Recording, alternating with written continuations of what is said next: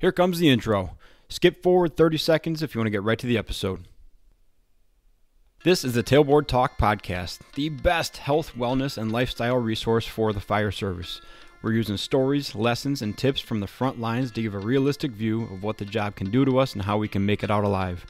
I'm Chris Morella, a firefighter since 03, medic since 05, full-time since 08, and promoted to lieutenant in 20. I'm also a personal trainer and strength coach, and I'm here to give you the best information and host the best discussions to make us capable and durable, both on the job and away from it.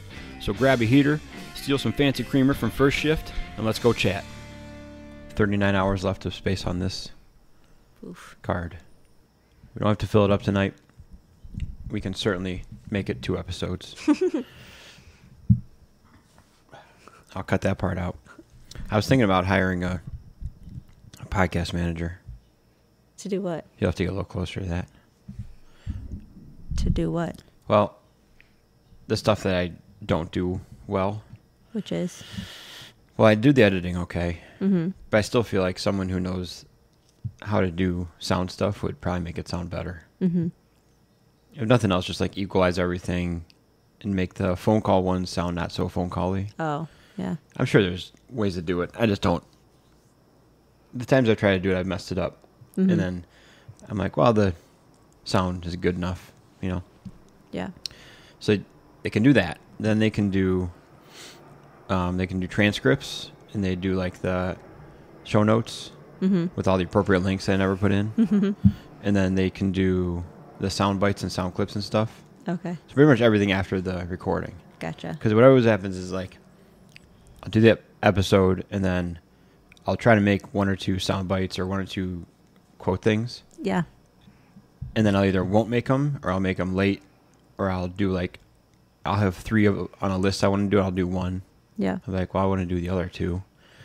But then there's a new episode coming out, so I can post something later and like refer back to old episodes, you know? Mm-hmm. But I was like, I'm fine I like making the episodes, especially when I'm doing interviews and stuff. And then, so I need somebody to maximize those things. Right. So I don't know. I was thinking about doing, like looking for a manager, looking for somebody to like run like a producer almost. Mm-hmm. Because you always tell me I'm just the talent. I'm just a pretty face. You are a pretty face. And so why am I trying to be more than that? I don't know. Got a multi-$100 company here that I can pay someone tens of dollars a year. I don't know, a month. I don't know how much they would cost. So I started following a few on Instagram. And I don't know. It's something I've been thinking about. But do you think for like the clip portions, if you just had a little bit better time management, you could get those done instead of waiting till like the day before your I think if I had better due? time management, I could get everything done. Yeah. But also I don't make the time for it. Correct. So I think I'm just in that point where given the 2 options of doing stuff with the kids or hanging out here or going and working in the office for an hour, I choose not to be in the office, you know? So maybe even just for a temporary thing before they get older and get in school. Yeah. Wow. We can still take trips to the zoo on a Tuesday. Like what day is in the it? middle of the day, yeah. Yeah. Maybe it's just useful for like now. Right. And then later when I have more time or you become the producer with your own show, then I can fire the person. You pay me tens of dollars to do it? Yeah. Yes. So I don't know. It was just something I was thinking about. Because I feel like I think I've been doing weekly episodes for like just over a year now. Really? I think. Yeah, I mean, yeah. Because I think it's been around for 2 years. Mm-hmm. I think the first year I did every other week. Yeah. And then so it's been a year of weekly. And I'm hoping that like the next 6 months starts to gain some traction. Because it's still a pretty small audience. Like I get a nice amount of support. Like I'll get maybe 1 or 2 people a week saying like, hey, that was cool, or thanks for doing that one, or like, hey, I'm catching up on a bunch of episodes. And I'm like, well, give me some coffee money. And so that's cool. Yeah. Like people come out that I'm not following or friends with, and they're like, hey, I've listened to a bunch of stuff. So that is encouraging. But Of still, course. it's just very slow and it's been steady for the past year. Like it haven't grown. There's been 1 or 2 episodes that have gotten way more listens. Like the Uncomfortable Conversations one was bigger. But in general, it's all hovering the same numbers it was a year, 2 year and a half ago. That's good. Consistency is good. It is. I As long as know- consistent growth. Yes, I know. But And 1 to 2, it's not even 1 to 2 a week. It's just consistent, you know. yeah, but you're doing more than me right now with it, so that's good. Don't you forget it. So Oh, please. so I don't know. I'm hoping the next 6 months it starts to take off a little Yeah. bit. Well, you're going to have a little bit more time open up, too. Nathan starts school in 2 weeks. So that leaves 2 hours on 2 days a week. Yeah, that was Versus- easier when he was doing the last school, Monday, Wednesdays, when I could just go to, The overpriced daycare, yeah. When I could just go skate or whatever, or get off work and then go work for 2 hours and pick him up Yeah. at noon or whatever. But you could still do that. You just choose to come home and spend time with him. Idiot. I'm trying to build an empire here. I know. You already got yelled at work about not taking overtime, so. I know. Yeah, that was a cool conversation. When the battalion chief was like, hey, I need someone to work tomorrow. I'm like, good luck, man. Glad you got the phone list. And he's like, you never take overtime. I'm like, no, I really don't. And then I started to walk away. And he was like, well, you should change that. I'm like, oh, I'm still in this conversation. I thought we were wrap that baby up. I mean, I wouldn't be sad if you took 1 or 2. I appreciate that. No problem. For the money aspect? Yes. Not for just not me being home Correct. aspect? Cool. My bank account would be really happy if you took 1 or 2 shifts. Whatever. I'm sure I'll be eating my words when you go away at the end of the week. Like, go away. Yeah. For 36 hours or whatever. You're going to be like, when do you come home again? 48 hours you'll be gone for. Not even. Whatever. So You have to spend 36 hours with your children. I have to. Yes. I have to babysit for 36 You hours. sure do. Babysitting. It's not babysitting. Let me get back to this conversation. So I put the question box up yesterday of topics we should do. Mm-hmm. And this person said, talk about taking advice from fitness influencers, like Instagram personalities Mm-hmm. with tens of thousands, or hundreds of thousands of followers, but seem to be hollow. Is that the right word? Yeah. Just paper Empty. personalities, right? So I said, send me a few examples of such people. Not people specifically, but their qualities. And she wrote, underqualified, backed only by bro science and not actual science, which I felt a little attacked on that one. Promotes things like greens, magic powders, or detoxes, which I understand. I have not been sponsored by any of those companies yet, so I'm going to Don't bash them. be gentle with them. We ain't going to say no to a paycheck. Yeah. Thinks everything that isn't organic is toxic. That's a big one. Mm-hmm. Gym shames. Gives all the clients the same program despite their goals or experience. So actually I had a conversation with her about this one because I'm like, well, my clients all have very similar programming because they all have very similar goals and also very similar equipment. So it's only natural that it's going to be similar, you know. Yeah. But I think where it differentiates is like I have far more contact than the people she's referring to with the clients. And also if something comes up, that's what my clients are paying for. Like if they need something changed, if they need a adjustment, if they get an injury and need something to be modified for that, like that's where the money is spent, not just putting together workouts necessarily. Right. And then the biggest one is does all these things and calls himself an influencer or a fitness coach or a fitness influencer. So like you're just basically calling yourself a salesperson. Yeah. You're not even trying to hide it. Mm-hmm. So my first question is, have you ever been influenced by social media in any realm? In any, well, yeah, I mean, there's certain things that I've checked out, but I don't think anything fitness wise. What have you I mean, like seen and then followed someone and been like, oh, I think I'll buy that so-and-so, such a thing.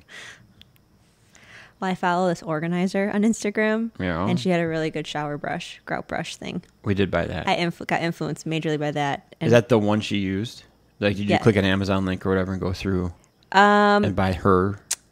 Okay, so I feel bad because I did click on her link to see what it was, but my Amazon account wasn't logged into my phone and I couldn't remember the password. So then I just went on later. So I don't know how that works. If I did it, then I went and searched it and found it that way. So I don't think She doesn't get money for it. Well, she's got like almost 1 million followers. I don't think she's suffering by one not happening. Yeah. But that was good because our grout looks fantastic. Fantastic route. So that kind of stuff, oh yeah, I can get influenced real quick. Yeah. I love a good home organization. When it comes to like the fitness stuff, Lifestyle stuff. not necessarily. Like I'll get like ideas or tips, but I think I don't really follow a ton of those types of accounts. Yeah. I did almost I showed you, what was it, 2 weeks ago, last week? That pain patch thing. What was that called? The Jovi, G-O-V-I patch. The Jokey patch. J-O-V. But only because V-I. I'm at the point I'll do anything right now. Tell the people what's wrong with you. I have a tailbone issue from having that perfect little child upstairs for you. Tell them how you had the issue. No, I'm not going into that. So there Katie was. No, we're not doing that. In the frog position. Christopher. And Stop it. Little Sawyer was about to make her entrance in the world. Oh my gosh. Right? And all of a sudden, she flew out. She exploded out. And she came out so fast.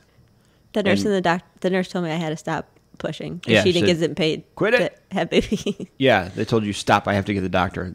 I can't do this. And so then you waited, and then the doctor came in, and it sounded like someone smacked you on the thigh with a yardstick. Mm-hmm. And that was your tailbone exploding. Correct. When Sawyer came out of you. So tell me again, I need to get a job. And You're jive welcome. at a chiropractor office. And then it was sore to the point where, like, I thought it was broken. Well, yeah, I couldn't walk or sit or do anything. Yeah. Without wanting to for cry. months. Mm-hmm. I thought it was broken. No. I thought, now I'm thinking it got dislocated, and it's still not in the right spot. So, anywho. Which you can totally get reduced. Which means like put back in place. Okay. I'm going to show you a hand position. No, thank you. Guess where this finger's going. I don't know. I'll just stay with the pain. So anyways, you have pain in your butt. Mm-hmm. You have 3 pains in your butts. One of them is on your tailbone from one pain in your butt. And you got influence on this Jovi patch thing. I didn't get influence. I was very intrigued. And then I looked it up to see how much it was, and I said, that's not happening. Okay. Because it was $160 for one patch, and I said, oh, no, thank you very much. Yep. The website says, "Hi, babe. Meet Jovi, your drug-free relief for ... It's water-resistant, flexible, palm-sized circular patch that is as thin as a piece of cardstock, which means you can wear her basically anywhere. They call it a her." Okay.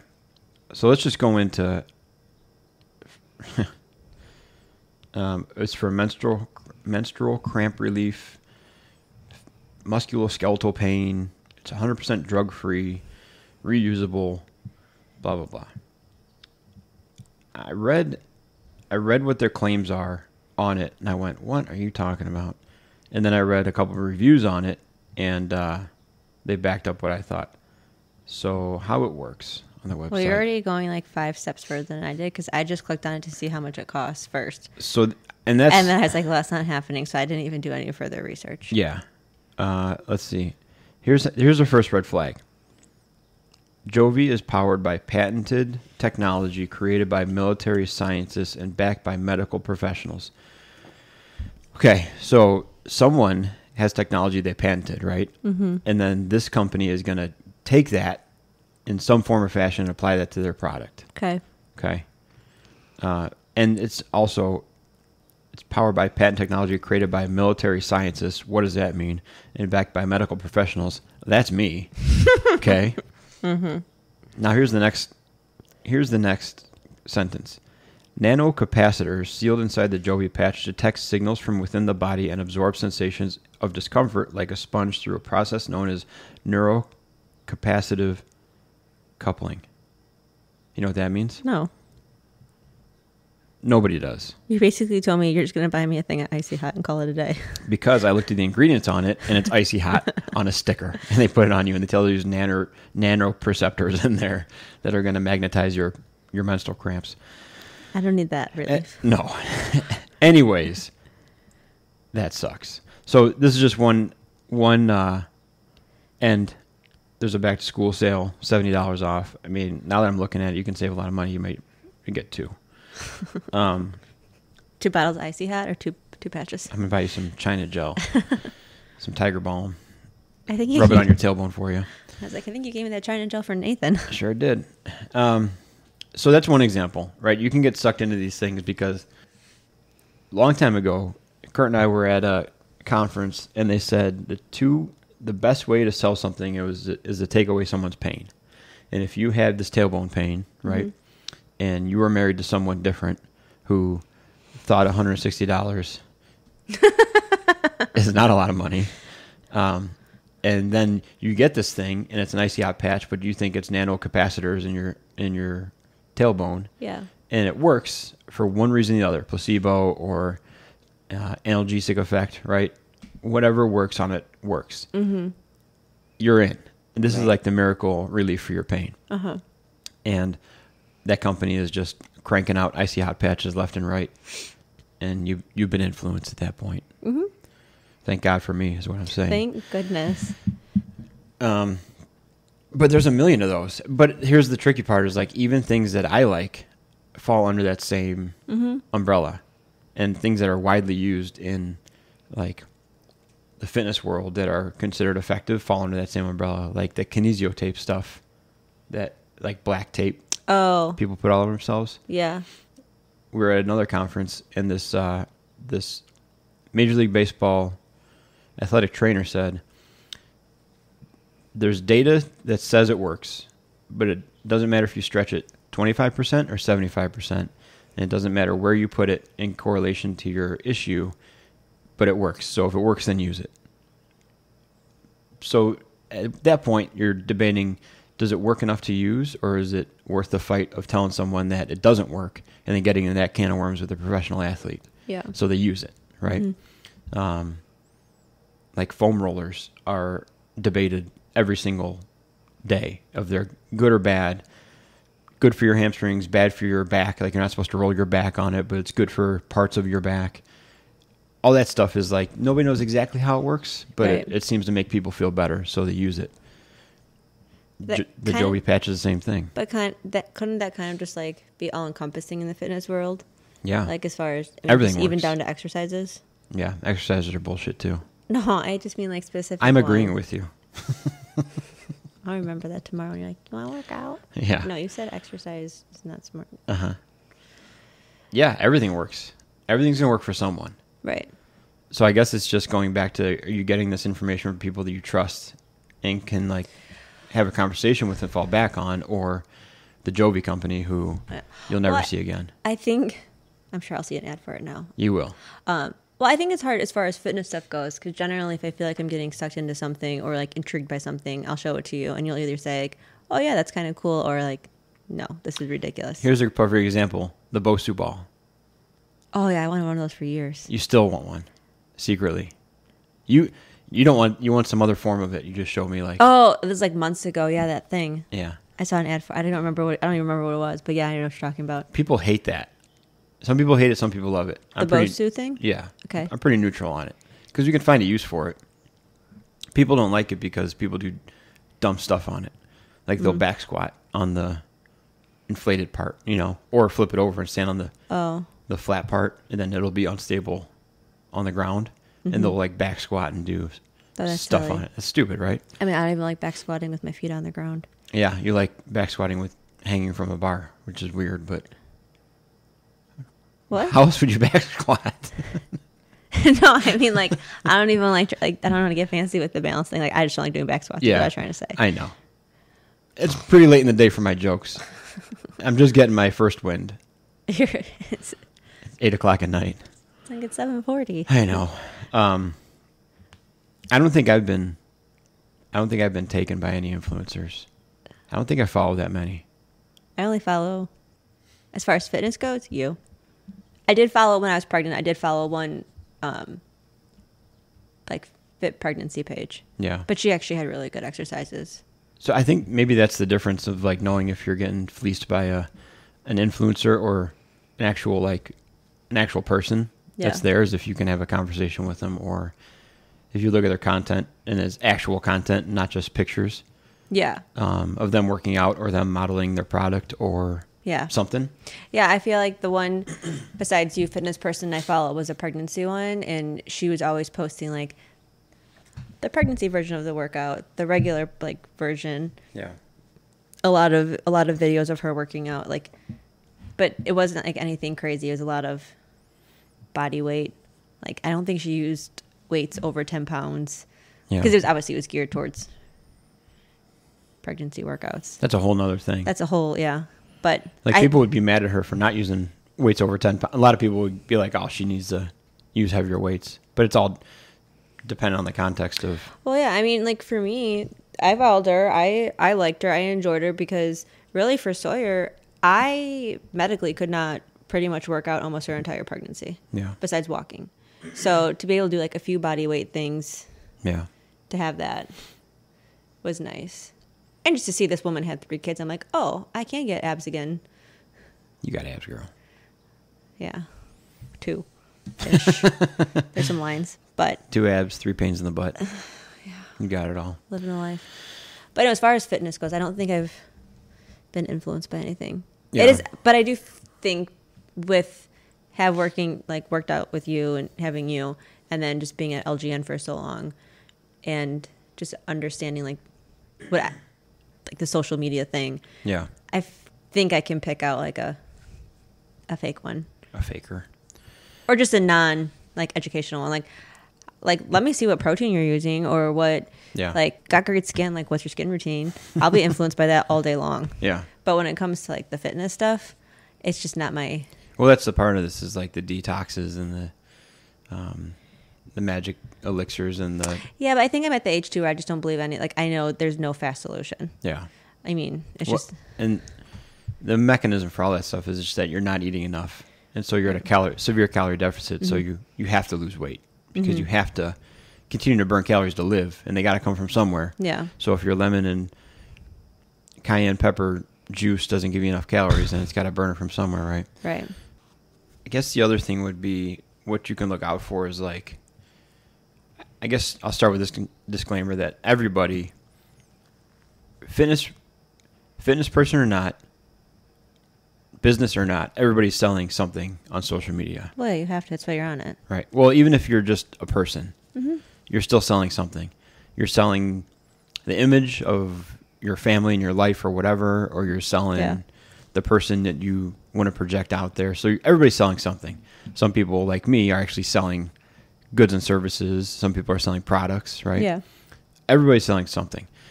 And so I can't believe there's naive people on the internet still necessarily, but they're suckers, right?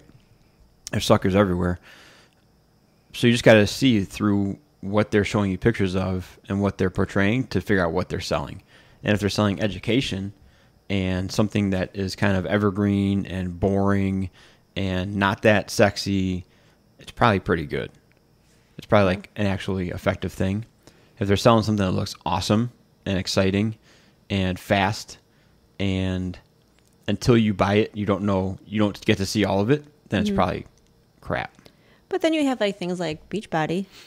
Like those coaches are all over social media, and you really don't see what they're doing or like what their program is until you buy it. It's crap. But so many people, I mean, I've never done it, but yeah, I just know that's like a big one that I do see a lot. It is. So Beachbody, P90X, like all that stuff. Yeah. It's just volume. It's just like a generic do more kind of thing. Yeah. And so, yeah, that's a great example where just 'cause it's popular and it's established and people have used it effectively, but doesn't make it like good or sustainable or healthy necessarily. Right.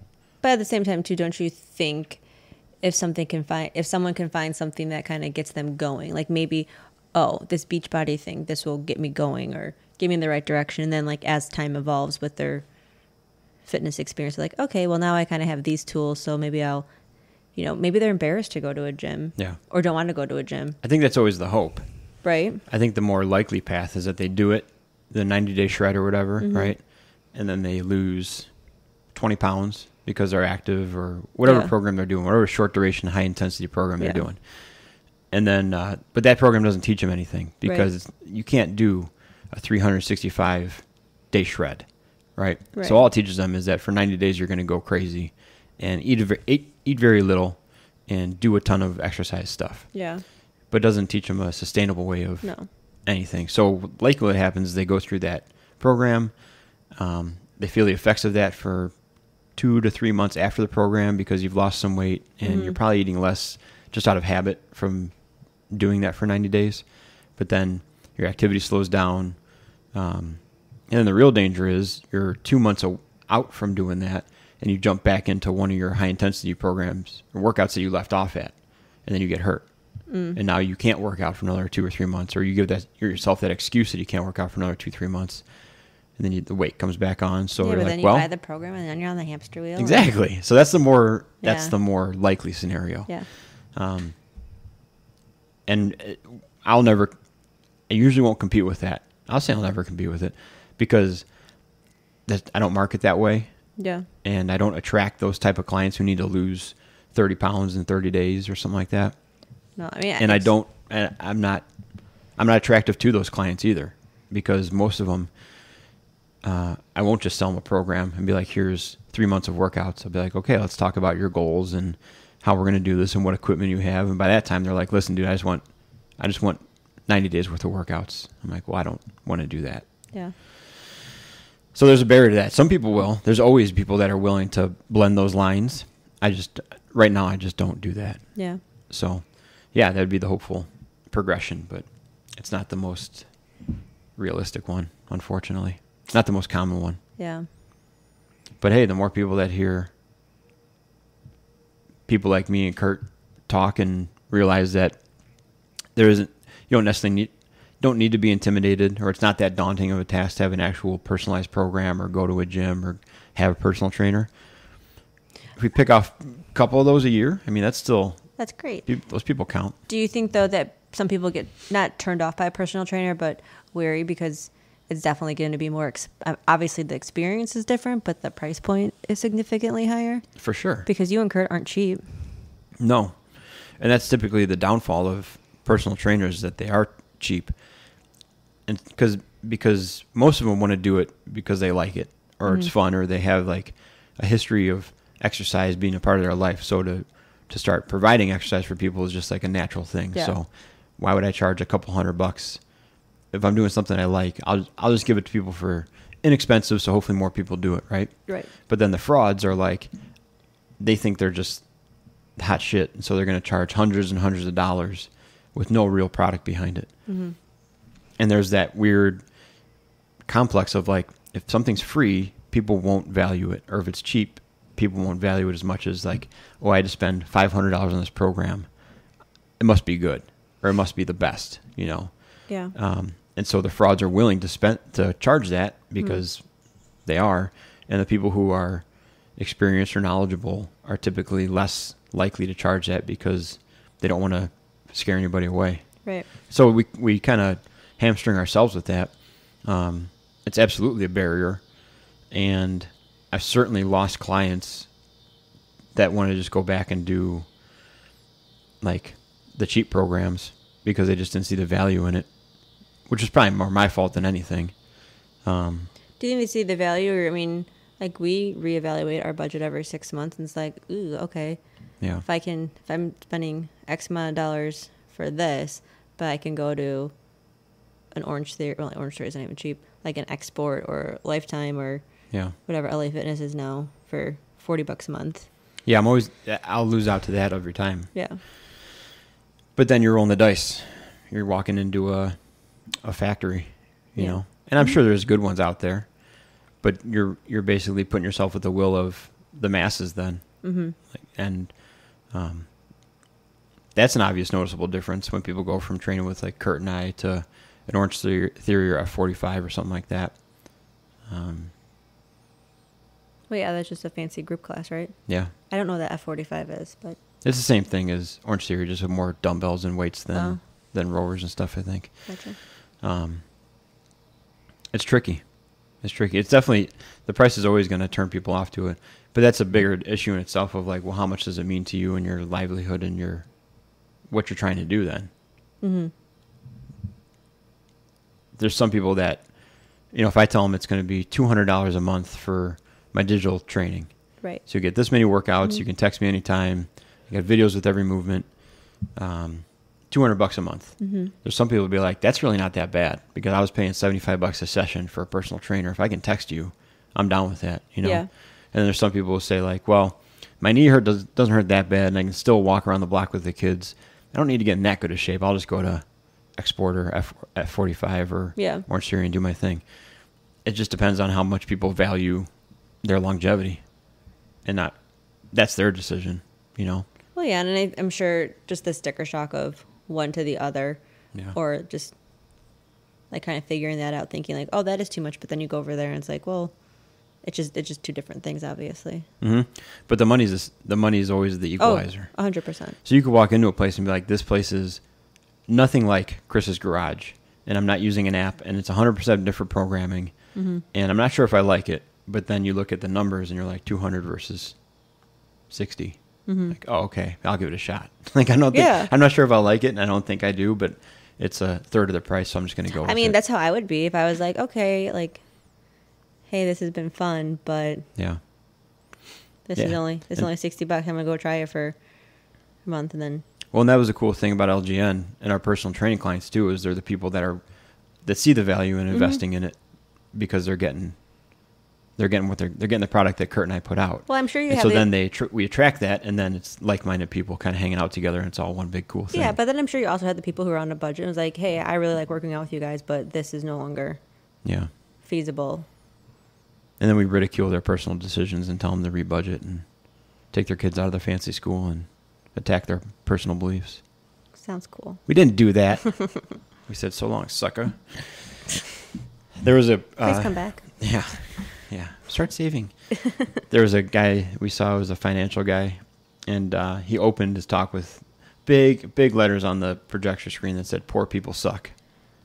And he's like, you don't need them, you don't want them, don't waste your time with them, go for the rich people. They're the ones that are going to pay you for a long time. That's true. And we're like, that sounds a little harsh, but I understand what you're saying. Yeah.